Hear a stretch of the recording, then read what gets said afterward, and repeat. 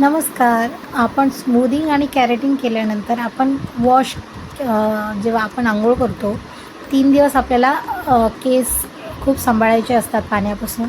तर ते कसं करायचं? सगळ्यात पहिले हे बघा, मी असं सॉफ्ट रबर घेतलं. जसं टाईटली नाही बांधायचं आपल्याला, असं सॉफ्टच रबर घ्यायचं आहे. कारण 3 दिवसाच्या आत जर आपण हेअरला जास्त टाईटली बंद केलं किंवा काय केलं तर हेअर आपले तसेच वळण घेतात, तसेच हे होऊन जातात, शेप घेऊन जातात. त्यामुळे हे बघा, एकदम मी हलकंसं बांधले, एकदम जास्त टाईटली नाही बांधले या रबरने.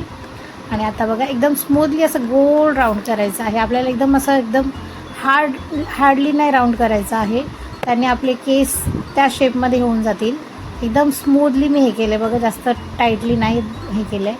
आणि इथे आपले भिजू नये केस म्हणून आपण अजून एक टॉवेल घेणार आहोत, किंवा कॉटनचा कपडा पण घेऊ शकता तुम्ही. हे बघा, अशा प्रकारे आटून पण हे बघा, केसाला अजिबात पाणी लागणार नाही याची काळजी घेऊया आपण. आणि पुढून पण, आणि असं गोल राऊंड करून घेऊया आणि पाठी टाकून घेऊया. पाठी तुम्ही क्लिपने पण हे करू शकता. अशा प्रकारे आपण 3 दिवस काळजी घ्यायची अंघोळ करताना.